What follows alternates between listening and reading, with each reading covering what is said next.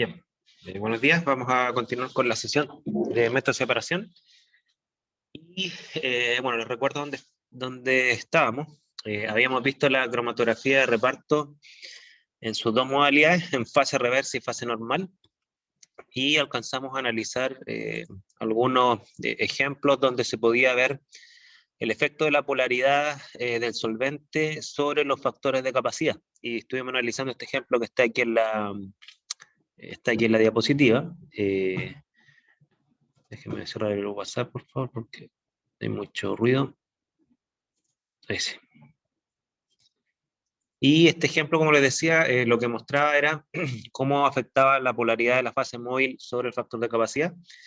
Vimos en este caso que la polaridad de la fase móvil, en este caso, un incremento de la polaridad de la fase móvil, que se ve reflejado en el incremento de la composición de agua desde 59 hasta 70%. En términos de lo que uno puede predecir, solo considerando el coeficiente de distribución, se da lo que uno espera, ¿no es cierto?, que es que se incrementen los tiempos de retención. Si yo estoy hablando de una cromatografía en fase reversa, es decir, una fase estacionaria apolar, se entiende que los analitos más apolares van a eluir después, y en la medida que la polaridad de la fase móvil se incremente, debiera incrementarse el coeficiente de distribución. Y eso se ve reflejado aquí en el incremento de todos los tiempos de retención, de todos los analitos en este cromatograma. El orden de elución no se altera, pero sí se alteran los tiempos de retención. Y vimos la última clase también que este incremento de tiempos de retención, que es un incremento de factores de capacidad, también conlleva a un incremento de la resolución.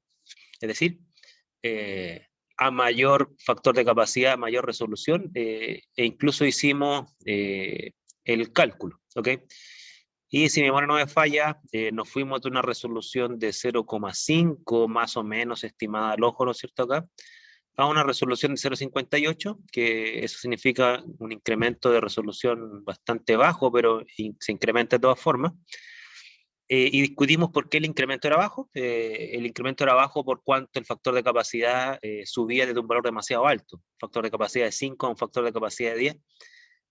Les mostré yo que los incrementos de resolución debido a un incremento del factor de capacidad se daba solamente en la zona donde el factor de capacidad era inferior a 5. Ahí se ve una pendiente de incremento más acentuada, ¿ok?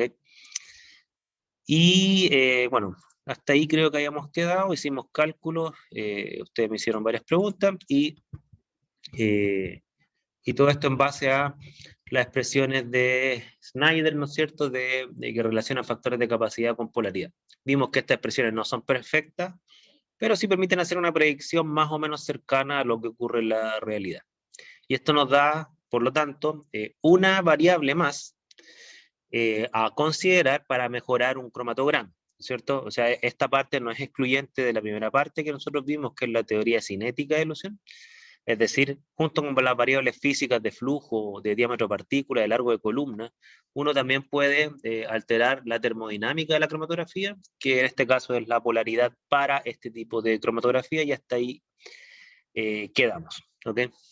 Hay unos capítulos que están subidos hace bastante tiempo en el aula, donde se aborda la cromatografía en fase reversa. No sé si tienen alguna duda, alguna consulta, algo que quieran repasar, ver. Lo escucho, la escucho. Dudas, consultas.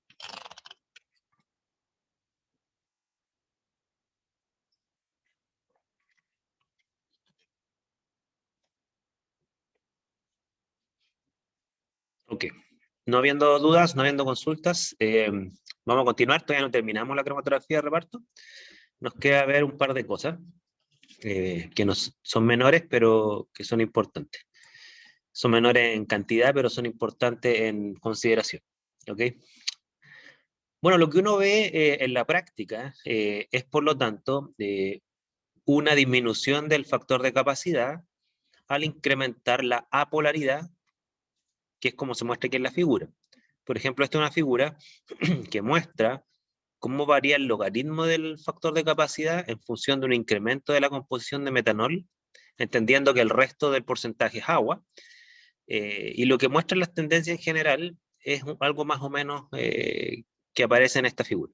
¿Qué es lo que aparece en esta figura? Que, bueno, aquí le llaman solutos, llamémosles analitos nosotros, que los analitos, 1, 2 y 3, ¿no es cierto? Todos los analitos van a ver afectado su factor de capacidad respecto de la variación de la polaridad. Para este caso, dado que el metanol es más apolar que el agua, un incremento de metanol, es decir, un desplazamiento en el eje X hacia la derecha, un incremento de metanol, va a incrementar la apolaridad de la fase móvil y eso va a generar una disminución de los factores de capacidad, como muestra acá. Pero lo importante que muestra esta figura también es que para todos los analitos se va a ver esta disminución. Esta es la razón por la cual, bueno, yo les dije, ¿no es cierto?, que dado que la polaridad afecta a todos los analitos por igual, al menos es lo que dice la teoría, en la práctica obviamente eso no es tan así, dado que la polaridad afecta a todos los analitos por igual en términos de su factor de capacidad, lo que nosotros podemos afirmar entonces es que una variación solo de la polaridad de la fase móvil en este tipo de cromatografía afecta al K, ¿sí? Pero al alfa, lo voy a marcar aquí en negro, es decir, a la selectividad, llamemos alfa, ¿no es cierto? Esa se va a mantener constante. ¿Por qué? Porque dado que la selectividad es la relación de factores de capacidad o la relación de coeficientes de distribución, si los coeficientes de distribución, por ejemplo, se incrementan al doble, o los factores de capacidad se duplican, se van a duplicar tanto para el numerador como en el denominador de esta expresión, para los dos analitos que coeluyen, y por lo tanto podemos decir que matemáticamente la selectividad no se ve afectada por la polaridad en este tipo de cromatografía, matemáticamente, ¿ok? Se compensa el numerador con el denominador.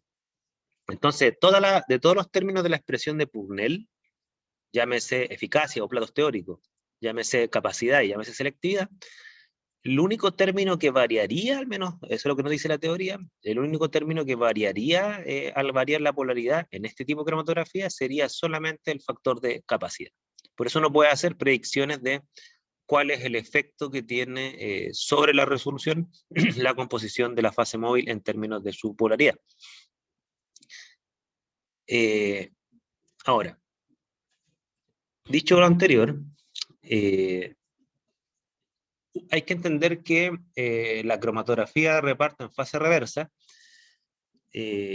bueno, también la cromatografía reparto en fase normal, dada la naturaleza de su proceso de retención, que es principalmente por el tema de la simetría de carga, nos lleva a concluir que este tipo de cromatografía se utiliza mayormente para especies neutras, ¿ok?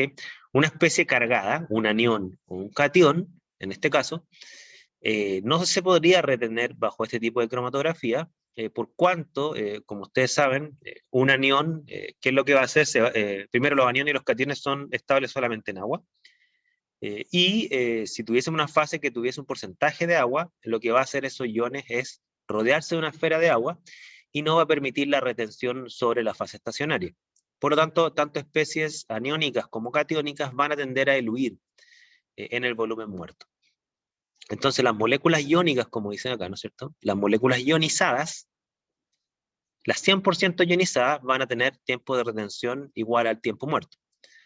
Las parcialmente ionizadas, ¿okay? Las que tienen disociaciones parciales, por ejemplo, un ácido débil, van a tener tiempo de retención que van a ser cada vez más cortos y eso va a depender del pH. Por ejemplo, déjenme mirar algún ejemplo que tengo acá. Aquí, por ejemplo. Si yo tengo una molécula, un analito, ¿no es cierto?, del tipo ácido carboxílico, ¿ok? Ustedes saben que en contexto molar, la disociación de un ácido débil siempre va a ser parcial, ¿ok? Por lo tanto, si bien es cierto, a nivel de la partícula individual vamos a tener partículas que pueden estar cargadas negativamente o partículas neutras, a nivel molar vamos a tener una distribución. Vamos a tener una fracción de moléculas ionizadas y otras neutras. Por lo tanto, ¿qué es lo que uno podría esperar ante esta ionización parcial? Que dependiendo del pH, es decir, dependiendo de hacia dónde se desplaza este equilibrio, llámese hacia la izquierda o hacia la derecha, ¿no es cierto? Si se desplaza hacia la derecha, es decir, hacia la ionización, pH básicos, los tiempos de retención van a ir bajando. Eso uno lo puede esperar tanto para ácidos carboxílicos como para aminas, ¿ok? En las aminas pasa lo mismo, pero en un sentido inverso con la escala de pH. Nosotros sabemos que las aminas son cargadas a pH ácido porque a pH ácido se protonan, ¿no es cierto? Y alcanzarían su carga positiva, como estaría acá, ¿no es cierto? Esto sería pH ácido. Por lo tanto, a pH básico se tendería a neutralizar, y bajo este tipo de cromatografía tendríamos entonces un incremento de los tiempos de retención. Por lo tanto, ¿qué podemos ya empezar a anticipar? Que junto con la polaridad de la fase móvil, el pH de la fase móvil es fundamental para controlar los tiempos de retención. Son dos variables que afectan la termodinámica del proceso: polaridad, ¿ok? Y pH. Sobre todo si las especies tienen propiedades ácido-base, porque con eso uno controla el grado de ionización, ¿ok? ¿Cuál sería el efecto de esto? Bueno, un efecto sobre los factores de capacidad.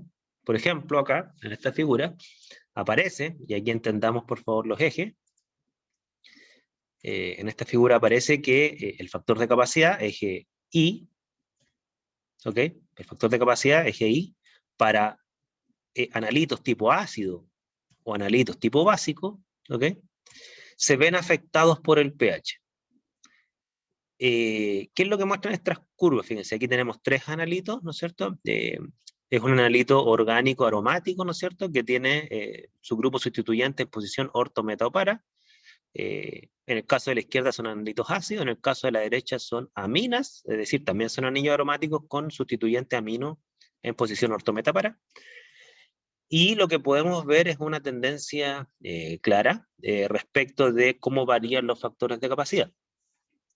¿Qué es lo que podemos analizar de estos gráficos? Fíjense.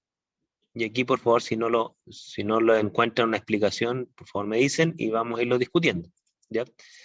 Lo que muestran estos gráficos es que si yo incremento el pH hacia la derecha, ¿no es cierto? En el caso de los ácidos orgánicos, si yo incremento el pH, si parto de 1 hasta 10, ¿qué es lo que veo como tendencia? Veo que para los tres tipos de ácidos carboxílicos, los factores de capacidad son altos al principio en una zona ácida, son bastante altos y constantes, ¿ok? Y luego, superado un valor que para los tres ácidos muy cercanos, superado un valor que es un punto de inflexión, que ese valor se da precisamente cuando el pH se aproxima al pKa, vemos una caída abrupta de los factores de capacidad, ¿ok? Alcanzando valores cercanos a cero, cuando ya se supera, para este caso, un pH sobre 6,5. ¿Cómo podemos interpretar esto? Podemos interpretar esto con dos consideraciones. La primera, obviamente, la ionización. Es decir, ¿qué es lo que estamos diciendo acá? Que cuando yo, y aquí voy a tirarle una línea roja directa, cuando yo estoy en una zona de pH sobre el pKa, que es más o menos por ahí, ¿ok? ¿Qué es lo que voy a tener yo como efecto? Bueno, voy a tener como efecto que las moléculas orgánicas a pH sobre 5 más o menos se van a ionizar. Como son ácidos carboxílicos, se van a deprotonar, van a adquirir una carga negativa. Al adquirir una carga negativa, ¿qué es lo que va a pasar? El coeficiente de distribución va a bajar. Recordemos que el coeficiente de distribución en todas las cromatografías, en todas, no solo esta, el coeficiente de distribución es igual a la concentración de mi analito en la fase estacionaria, ¿ok?, dividido por la concentración de mi analito en la fase móvil. ¿Ok? Ahora, también hay que recordar que el coeficiente de distribución, este coeficiente de distribución es condicional, es decir, mi coeficiente de distribución condicional es igual a mi coeficiente de distribución normal, perdón, acá, KD, partido por el alfa. Pero este es el alfa de equilibrio, no es el alfa cromatográfico, ¿ya? Es el alfa de equilibrio. Entonces, si ustedes se recuerdan la primera parte del curso, ahí voy a responder al tiro lo que preguntó Guillermo, que se me pasó esta pregunta. Si ustedes se recuerdan la primera parte del curso, nosotros habíamos dicho que alfa, ¿no es cierto?, es un término que me habla de los equilibrios. Si yo estoy trabajando a pH sobre 5, necesariamente lo que voy a tener es una distribución cada vez minoritaria del ácido neutro, que es el que se retiene. El alfa va a ir incrementándose, o sea, el alfa vale 1 a pH ácidos, que es donde la concentración total del ácido es igual a la libre, pero a pH sobre 5 va a predominar la base conjugada, es decir, este alfa va a subir muchísimo, por lo tanto el coeficiente de distribución va a bajar, y como baja el coeficiente de distribución, va a bajar, por lo tanto, el factor de capacidad. Ya voy a responder lo que me pregunta Guillermo, que se me pasó.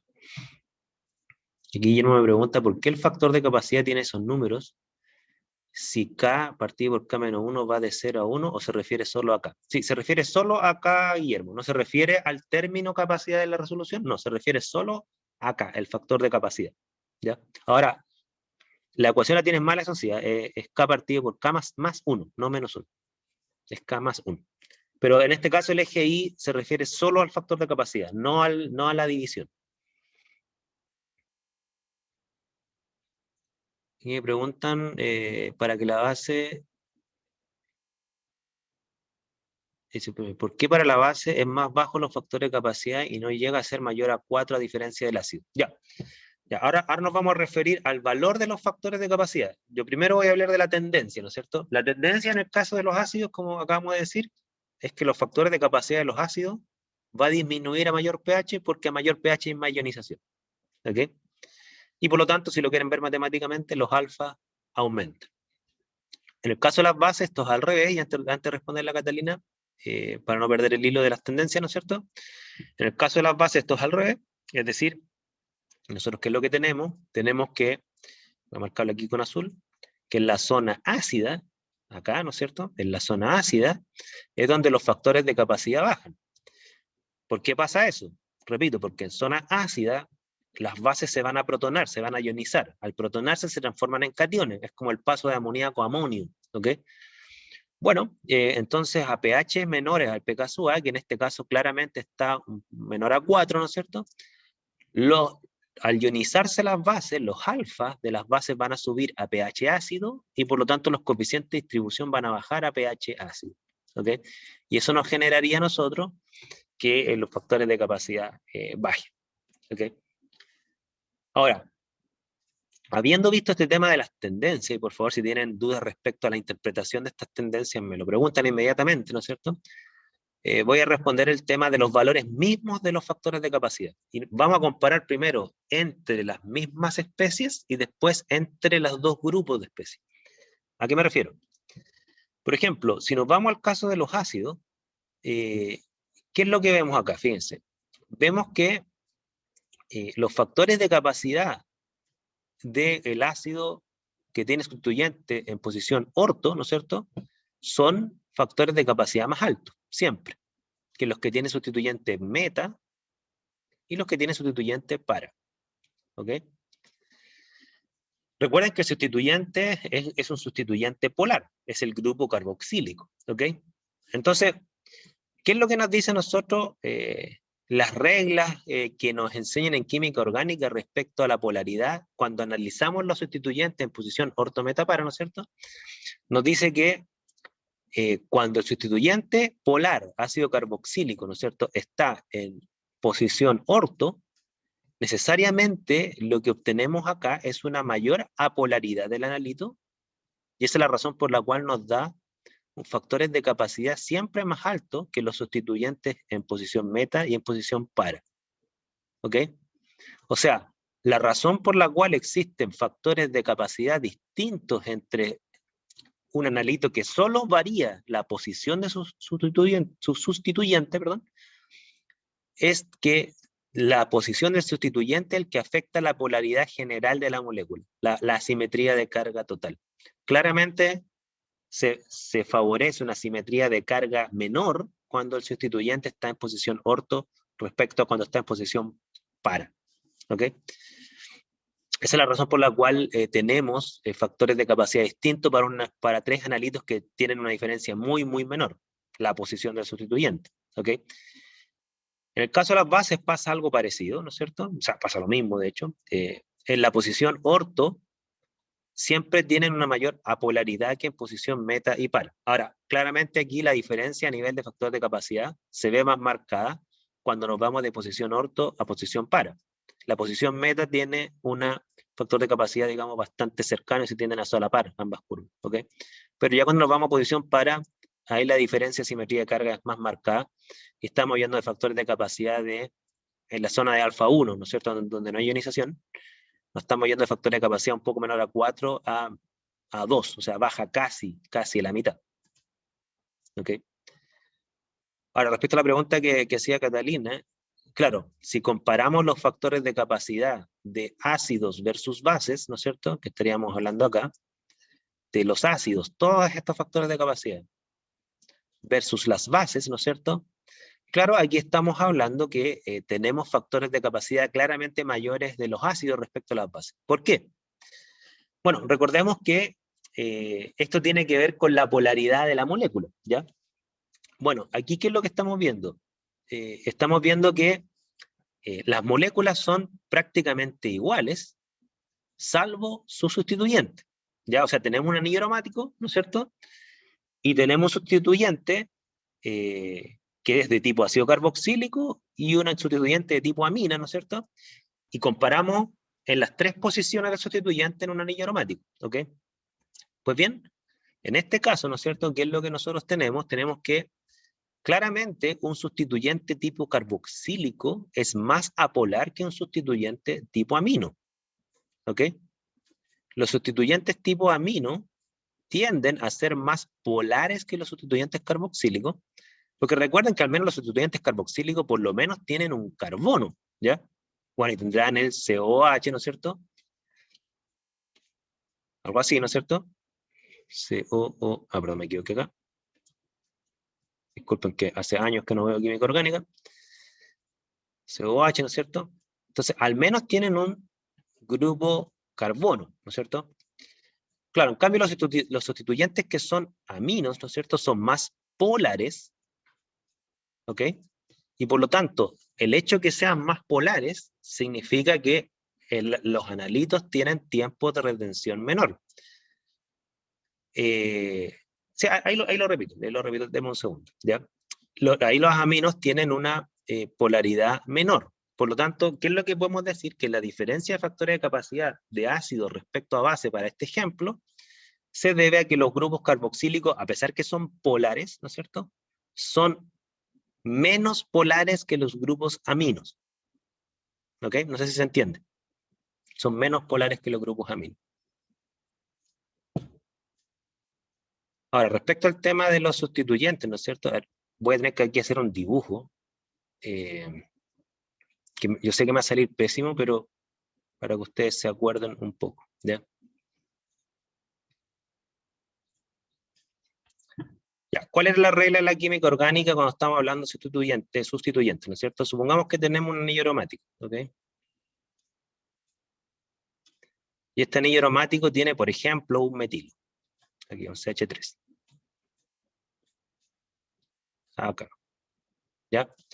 Entonces, ¿qué es lo que nos dicen nosotros en química orgánica? Nos dicen, mira, si tú tienes un grupo funcional, por ejemplo, un ácido carboxílico, lo voy a marcar acá en rojo, este grupo carboxílico puede estar acá, COH, ¿no es cierto? COH, eso sería la posición orto, ¿no es cierto? Puede estar acá, la posición meta,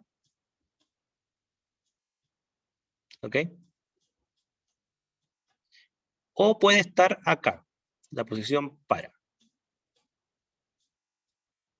Ahora, bueno, algo así, ¿no es cierto? Ahora, el efecto que tiene, puede ser todo otro color, porque debía haberlo puesto, ya, supongamos que lo pongo acá en amarillo, ¿ya? Aquí estaría la posición para.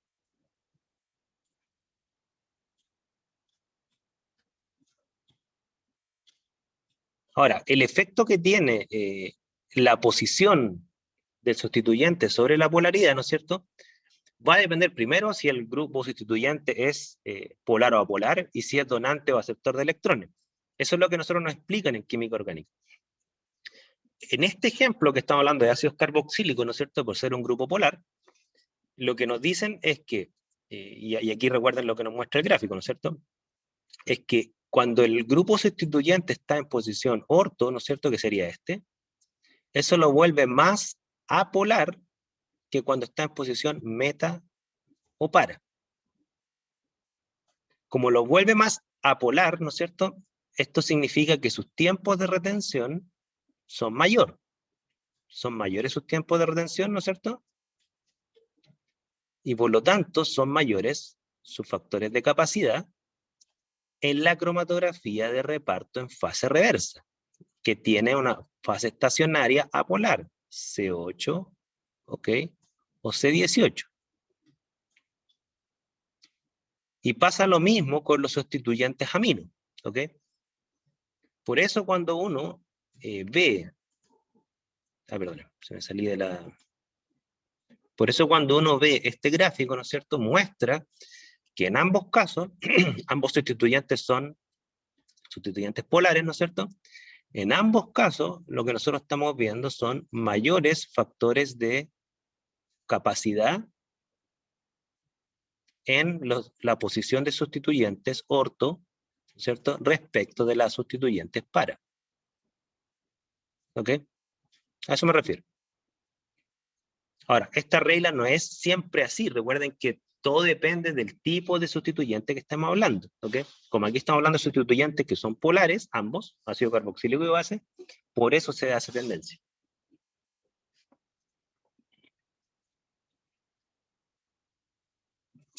Entonces, ¿cuál es la conclusión que quiero que ustedes tengan acá? Es que yo puedo modificar la resolución también ajustando el pH en este tipo de cromatografía. También lo puedo hacer. Sobre todo en cromatografía de reparto en fase reversa, en donde el uso de agua como fase móvil sí es permitido y coherente con la fase reversa. ¿Okay? Recuerden que nosotros vimos que si ustedes están ocupando una fase estacionaria apolar, se van a ocupar fases móviles polares, agua o metanol. ¿Okay? Si ustedes están ocupando una fase estacionaria polar, que sería cromatografía de reparto en fase normal, lo que se tiende a ocupar son fases móviles apolares, como hexano, ¿no es cierto? Cosas así. Recuerden que la compatibilidad de la fase móvil con la fase estacionaria tiene que haber diferencias de polaridad por una razón por dos razones. La primera, para que el analito se retenga. Si ustedes tienen una fase estacionaria apolar y lo pasaran con hexano, supongamos, que es apolar también, los analitos eludirían el tiempo muerto, no se retendría. Le bajarían demasiado el coeficiente de distribución. Y la otra razón es que ustedes corren el riesgo de disolver la fase estacionaria. ¿Ok? Entonces, ahí ustedes tienen que tener también esa consideración. Por eso este tema del pH se presta más para cromatografía de reparto en fase reversa, no en fase normal.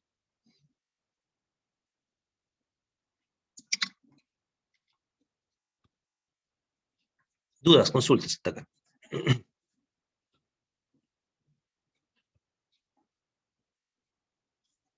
¿Alguna duda, alguna consulta?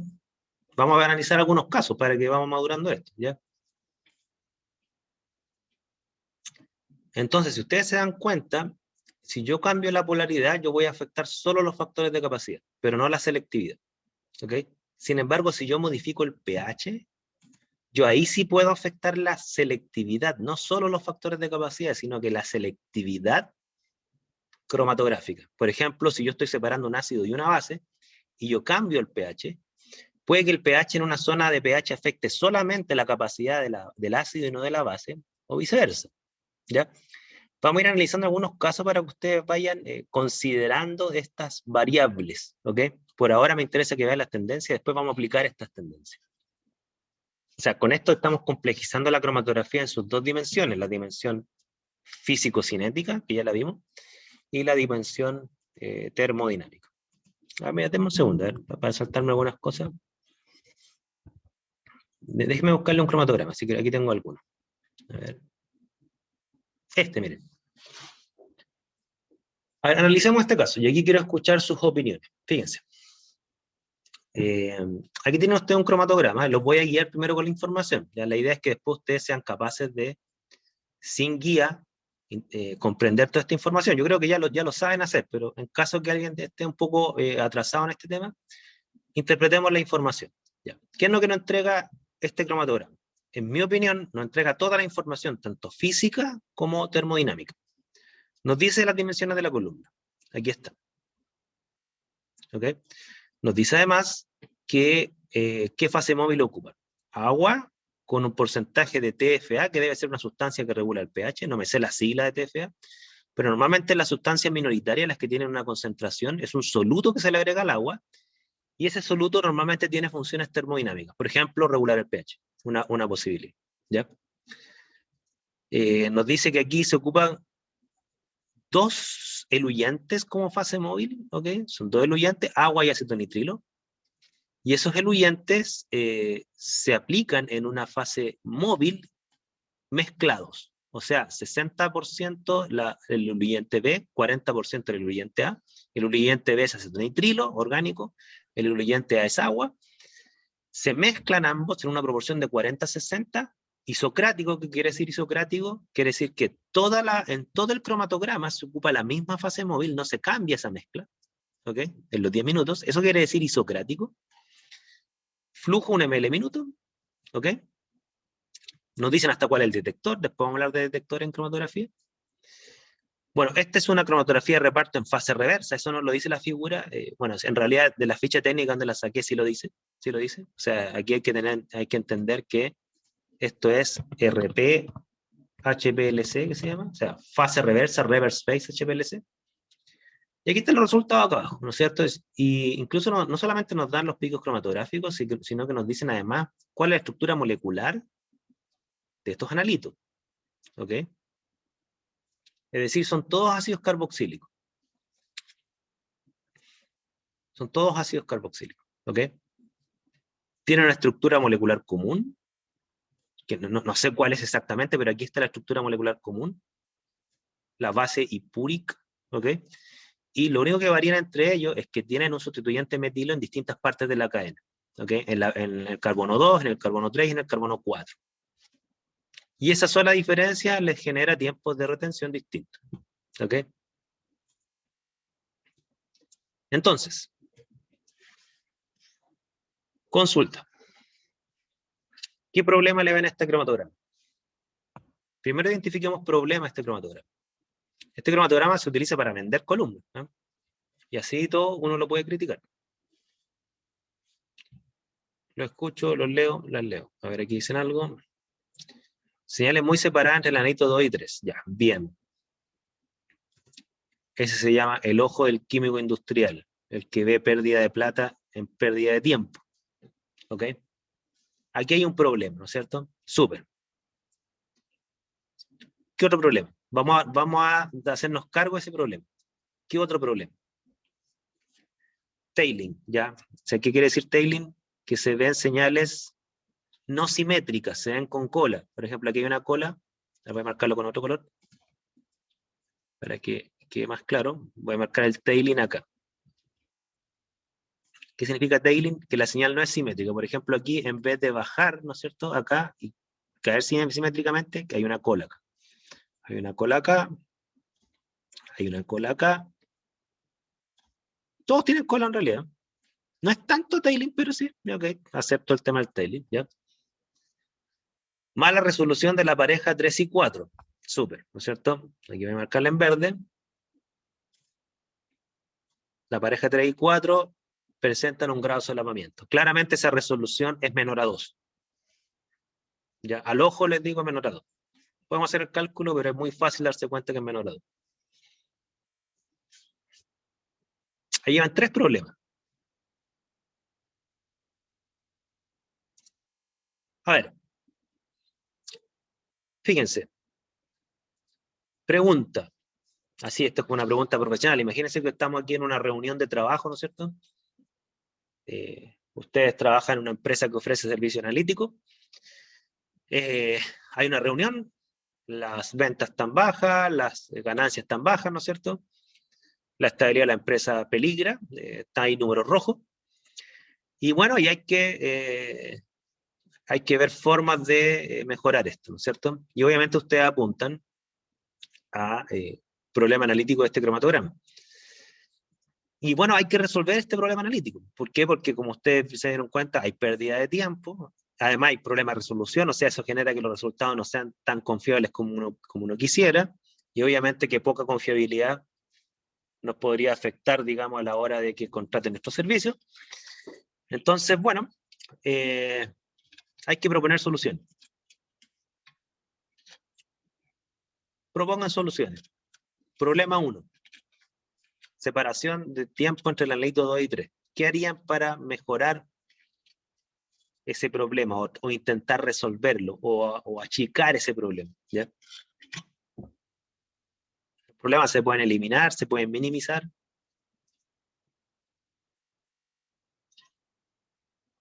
¿Qué harían?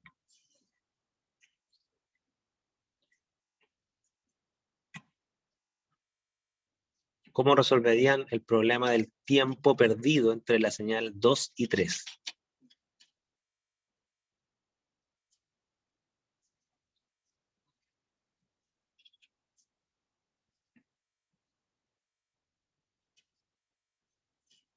En base a lo que hemos visto.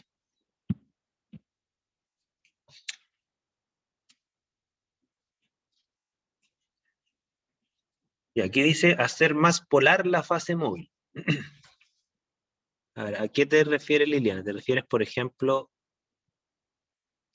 que en vez de ser la fase móvil 40% agua y 60% acetonitrilo, tú incrementarías la proporción de agua? ¿Eso es lo que estás diciendo? ¿Sí? Ya, veamos ese caso, ¿cierto? Si yo incremento la polaridad de la fase móvil, ¿cuáles serían los efectos? Vamos a analizar esa propuesta. Ya.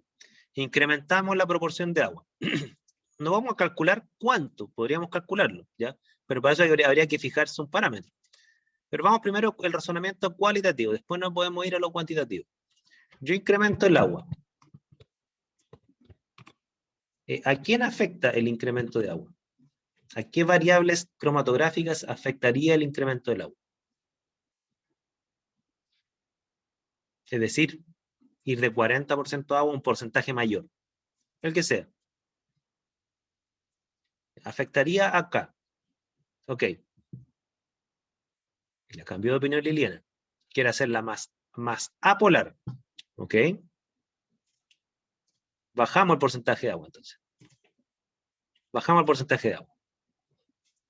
Ya, eso afecta al factor de capacidad. Pero la pregunta es, ¿a cuál factor de capacidad? Ahí hay 4 analitos.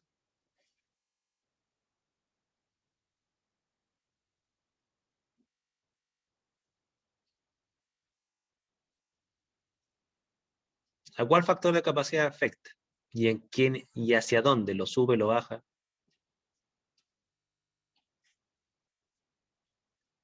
Recuerden que ahora estamos bajando el porcentaje de agua, ¿ya? O sea, vamos a bajarlo menor a 40, vamos a tener que incrementar el acetonitrilo.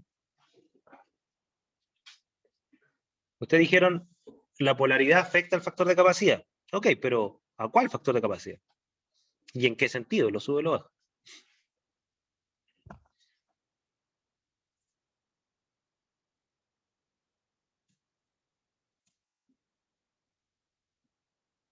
A ver, piénsenlo. Dice, afecta a los más polares, los cuales bajarían sus tiempos de retención. Ya, aquí dice Laura, ¿no es cierto?, que los factores de capacidad,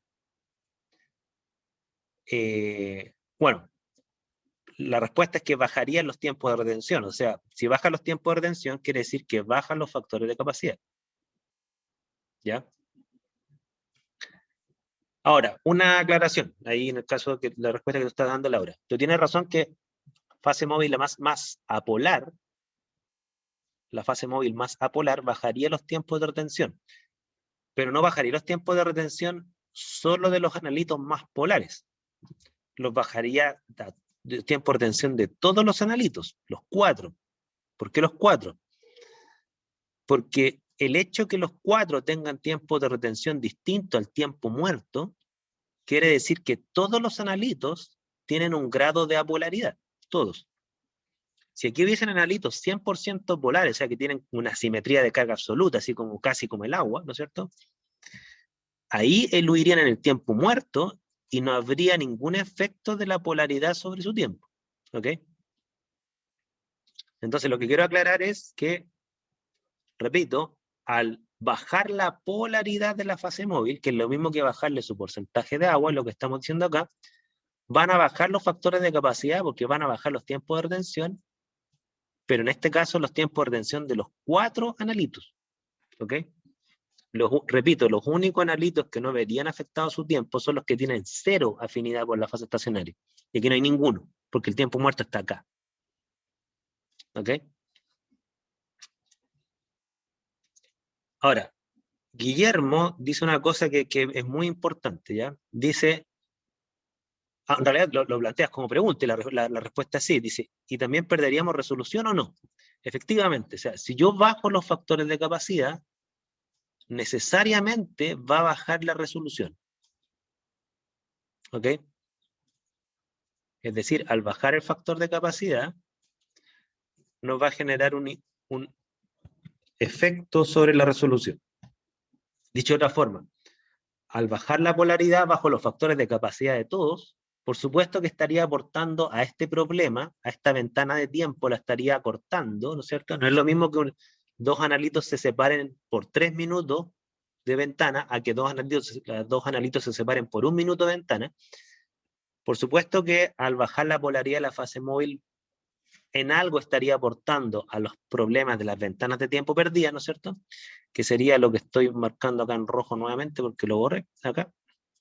Sin embargo, un efecto negativo de esto, negativo, ¿por qué me atrevo a decir negativo? Porque tenemos un problema en este ámbito, ¿no es cierto? Es que afectaría la resolución, la bajaría de todos los pares. Empeoraría esta resolución, que quizás nos podemos dar el lujo de bajarle la resolución a esa pareja, quizás sí, a lo mejor tenemos resolución todavía de sobra, ¿ok? Pero aquí no. O sea, este problema que es un problema, ¿no es cierto?, de resolución, se empeoraría ese problema de resolución. Se empeoraría, ¿ya? Entonces se perdería resolución. Ahora no digo que esté todo perdido, porque uno podría decir, mira, yo bajo los factores de capacidad, con esto resuelvo el problema del tiempo, dado que me incrementaría el problema de resolución, yo compensaría el problema de resolución por otra vía. O sea, no solo voy a variar la polaridad, voy a variar otros parámetros, ¿ya? Eso lo vamos a ir viendo. Ya. Guillermo dice, lo dice al revés, subiría el porcentaje de agua y el flujo. Valentina dice habría que aumentar el flujo. Valentina dice que habría que aumentar solo el flujo, porque Guillermo dice aumentar el porcentaje de agua y el flujo. Y si entiendo bien, tú, Valentina, dice aumentar solo el flujo.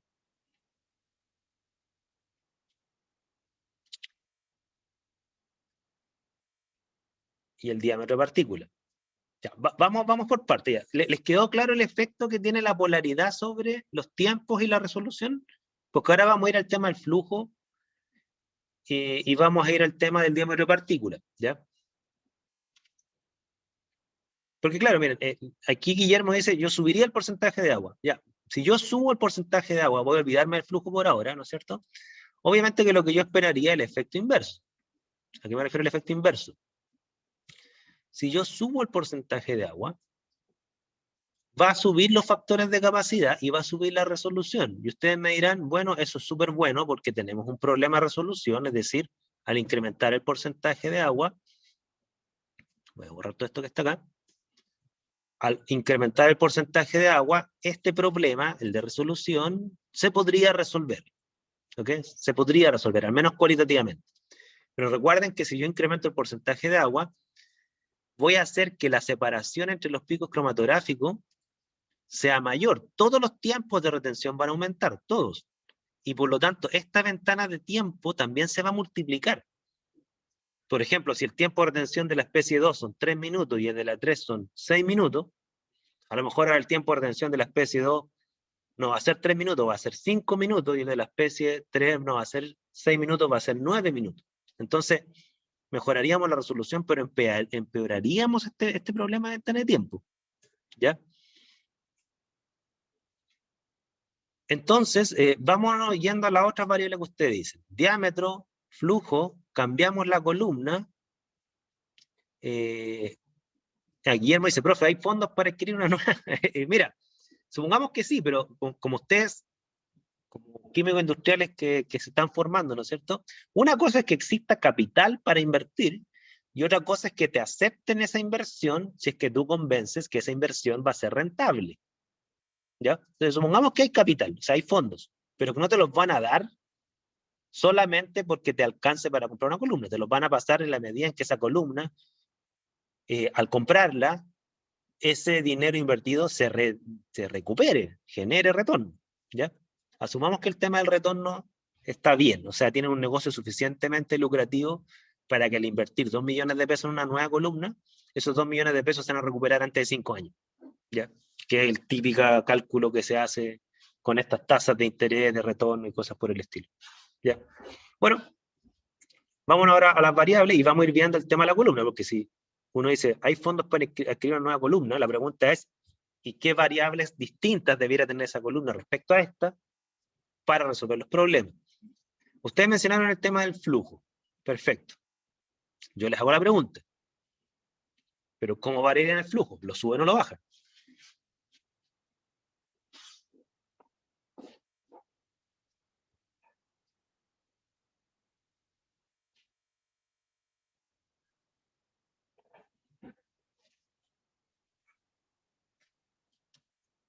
Flujo, ¿lo suben o lo bajan?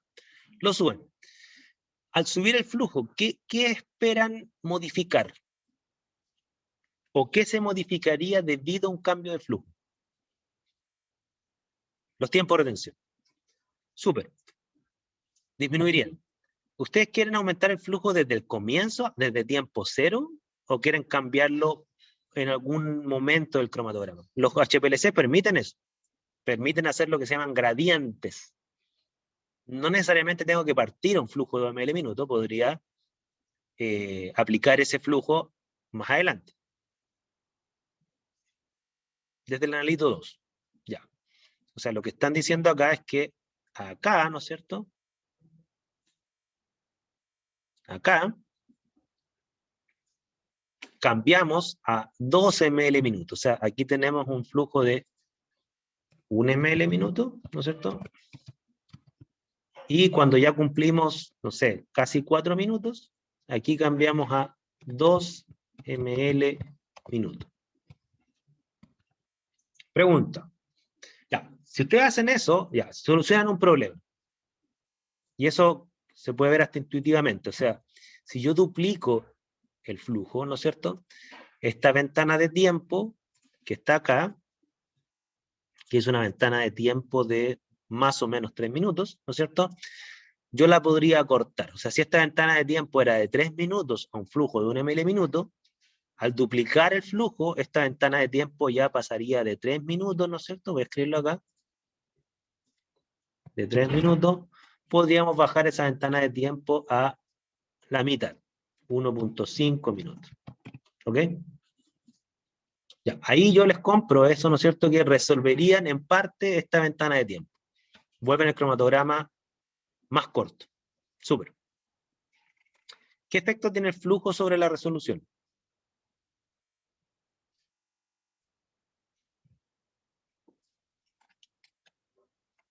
Repito.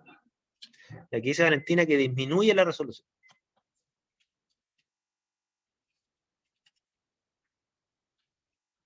Yo les voy a decir, puede que Valentina tenga la razón, como puede que no. Les doy esa pista. ¿Ya? No te puedo decir, Valentina, si estás bien o mal. Falta un dato. Depende de la curva. ¿Cuál curva?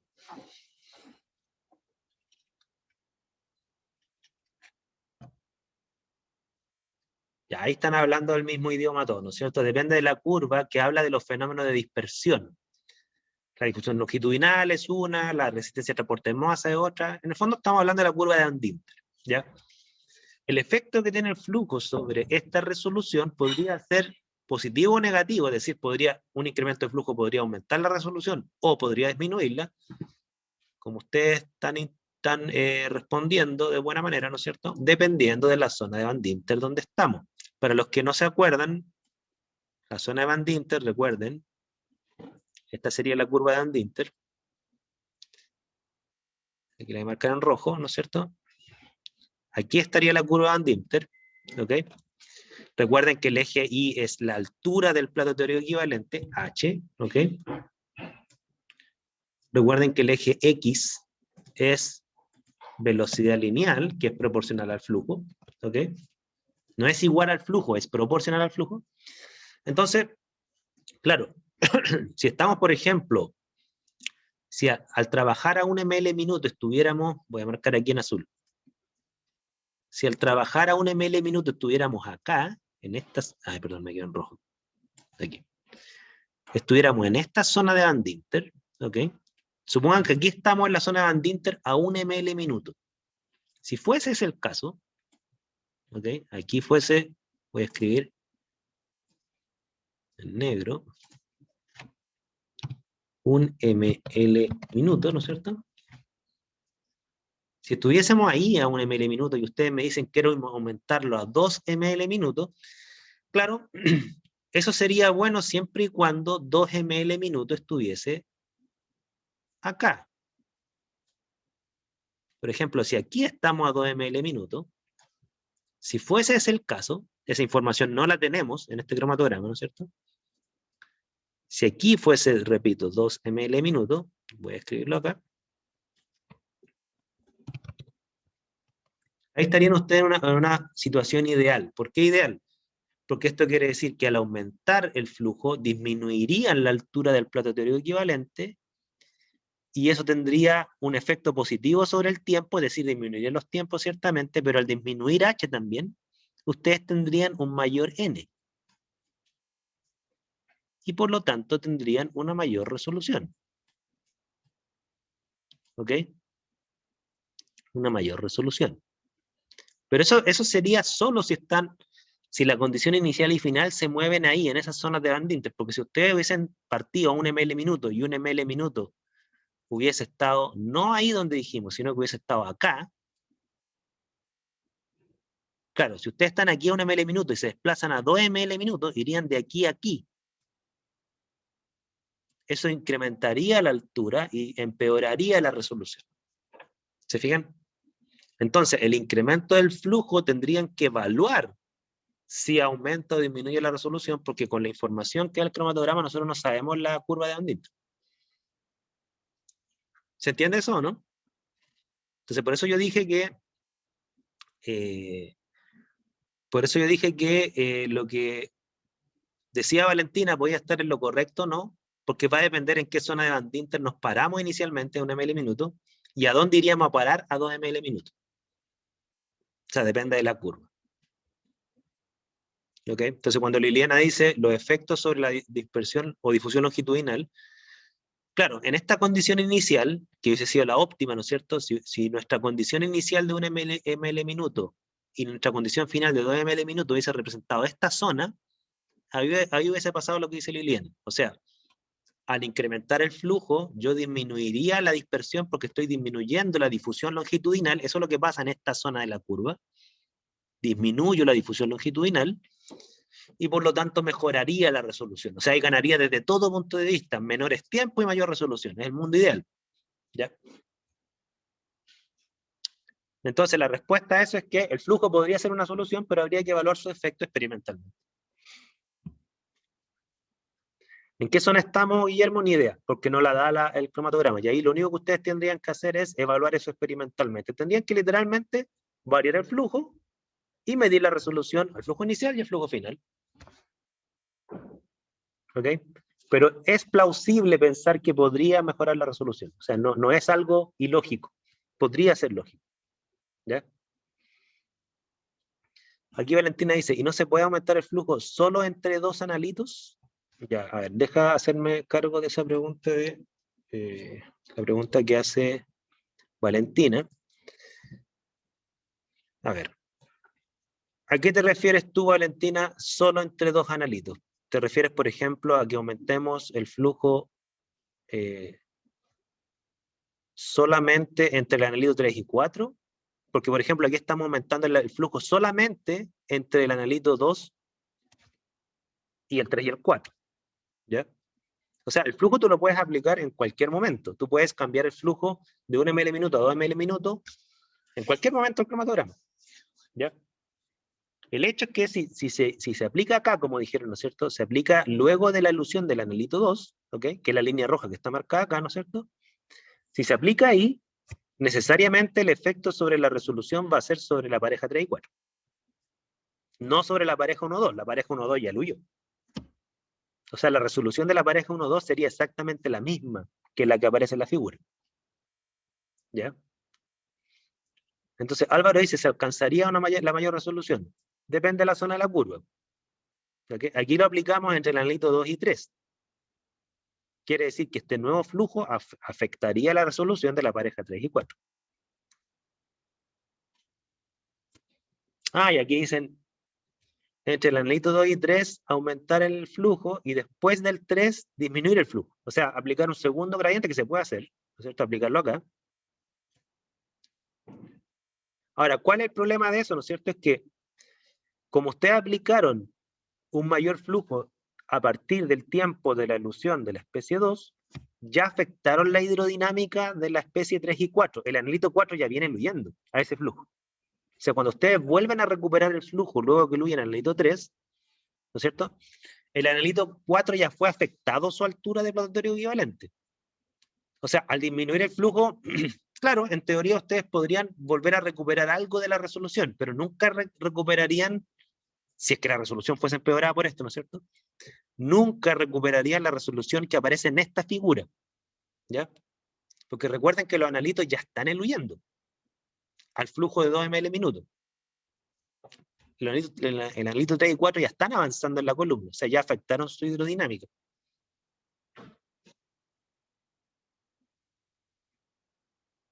Y aquí Álvaro dice disminuir el diámetro de partícula.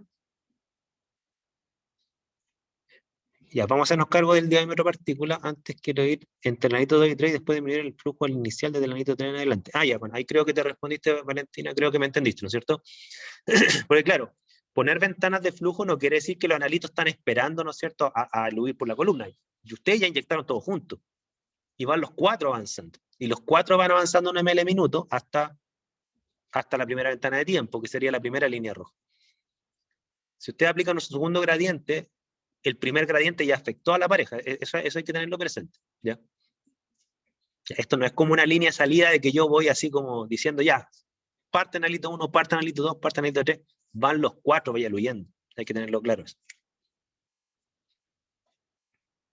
Y cuando dicen el diámetro de partícula, ¿no es cierto? Bueno, efectivamente, ¿no es cierto? El diámetro de partícula es una variable importante. Ahora, la pregunta es, si yo disminuyo el diámetro de partícula, ¿a quién afecto? ¿A cuál problema ataco y por qué?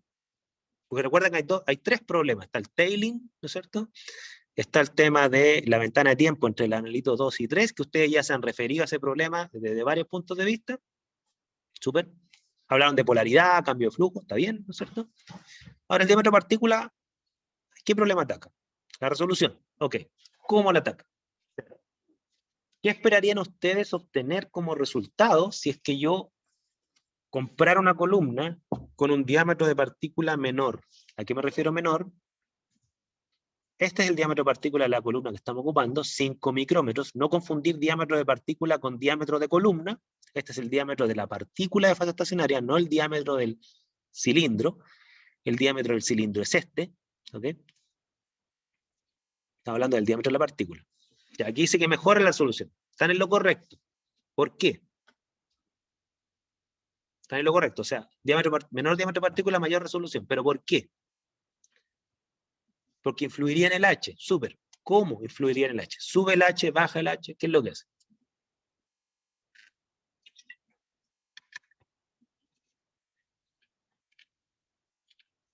¿Sube el H, baja el H? Y aquí me dicen que eso no depende de qué tan menor sea el diámetro. O sea, lo que dice la teoría es que independiente si tú bajas mucho o poco el diámetro de la partícula, siempre que tú la bajes, vas a afectar el H. ¿Cómo lo afecta? O sea, ¿qué hace? ¿Aumenta la altura del flotatorio equivalente o la disminuye la altura del flotatorio equivalente? Aquí Álvaro dice que la disminuye. Él está en lo correcto. ¿Y por qué? Estamos claros lo que dice Catalina. O sea, si yo disminuyo aún más el diámetro de partícula, aún más voy a disminuir H. Pero la pregunta es ¿por qué? Porque la relación la tienen clara ustedes. O sea, disminuye el diámetro de partícula, disminuye H. Pero el mecanismo de por qué lo hace, quiero ver si lo tienen claro.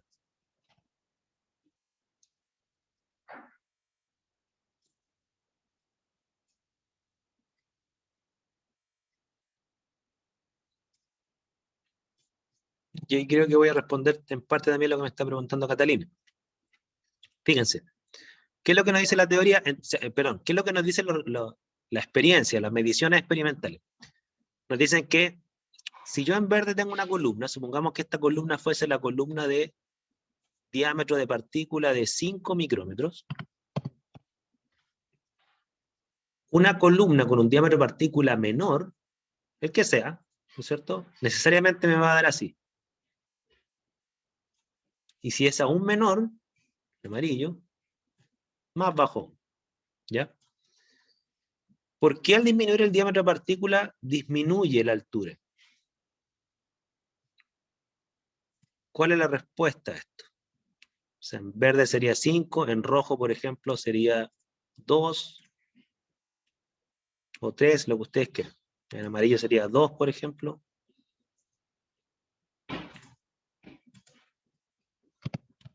¿Qué pasa ahí? Profe, ¿Sí? pero ¿no tendría que ver también con la pendiente que tomaría después de ser como logarítmica y en forma recta? Porque si esa pendiente se hace como más paralela al eje X, ¿eso no también se vería afectado o no? Ah, ya. Por la velocidad óptica. Eso es importante, mira. Cuando uno habla solo del diámetro de partícula, no de otras variables, como por ejemplo, hay otras variables como la temperatura de la columna, por ejemplo. Cuando uno habla solo del diámetro de partícula, ¿qué es lo que uno tiene que tener muy claro? Que aquí lo voy a marcar, ya no sé con qué color marcarlo, pero voy a marcarlo aquí en negro. ¿Okay? Quiere decir que, por ejemplo, la difusión longitudinal, que representaría esta zona, la pendiente negativa, ¿no es cierto? Quiere decir que el diámetro de partícula en estricto rigor no te afecta la difusión longitudinal. Recuerden que ¿qué es la difusión longitudinal? Es el efecto de mancha, es la difusión por diferencias de concentración. Los analitos se van dispersando a lo largo de la fase estacionaria porque como hay más concentración de analito en el centro de la gota, por así decirlo, que en los extremos, se van dispersando por esta razón. El diámetro de partícula no afecta eso. ¿Okay? Es como que ustedes agregan una gota con un colorante sobre un sólido, supongamos una especie de toalla nova, ¿no es cierto? Bueno, da lo mismo en realidad si la toalla nova tiene tamaños de fibras mayores o menores. Se va a ir dispersando a la misma velocidad. La pendiente de la derecha, que es la resistencia al transporte de masa, también tiene la misma pendiente. Da lo mismo el diámetro de partícula. La pendiente es positiva y tiene el mismo valor. ¿Ok? Porque recordemos que la resistencia al transporte de masa se debe al tema cinético de cuánto tiempo pasa retenido en la fase estacionaria versus cuánto tiempo pasa en la fase móvil disuelto el analito. Es un fenómeno cinético que es propio del analito y de la temperatura. ¿Qué es lo que cambia? Cambia la zona del medio. ¿Ya? La zona del medio, si bien es cierto, es su pendiente cero, ¿no es cierto? Pero recuerden que ¿qué es la zona del medio? Esto que voy a marcar aquí en amarillo. La zona del medio se llama la difusión turbulenta. ¿Ok? ¿Qué es la difusión turbulenta? La difusión turbulenta es los distintos caminos heterogéneos que puede recorrer el analito a lo largo de la fase estacionaria. Mientras más pequeñas son las partículas de fase estacionaria, más homogéneos se vuelven los caminos que recorren el analito en ella. ¿Se acuerdan que nosotros hicimos la analogía entre, no recuerdo si la hice así, pero era, ustedes van caminando, ¿no es cierto?, en línea recta, van todos juntos, ¿no es cierto? Pero algunos de ustedes se topa con una piedra pequeña. Obviamente que para no caerse al pisar la piedra, ustedes tienen que desviar un poco su trayectoria para sortear esa piedra pequeña. Los que no se topan con la piedra pequeña van a seguir en línea recta hasta la meta. ¿Okay? Sin embargo, si en vez de ser una piedra pequeña, una montaña, ¿okay? Bueno, eso querría decir que la persona que se topa con la montaña va a tener que desviarse muchísimo más que si se topara con una piedra pequeña, ¿no es cierto? Y eso implicaría necesariamente que la dispersión por las diferencias de trayectoria es mayor ante partículas más grandes. Entonces no es lo mismo tener una trayectoria de este tipo y me toco con una piedra pequeña y sigo mi camino, ¿no es cierto? Mientras mi compañero va ahí, la dispersión es muy poca, versus lo que tengo acá, ¿no es cierto? Que una persona tiene una trayectoria y se topa con una tremenda montaña que tiene que sortear, ¿no es cierto? Y la persona al lado sigue en línea recta. En el caso de abajo, la dispersión es mucho mayor.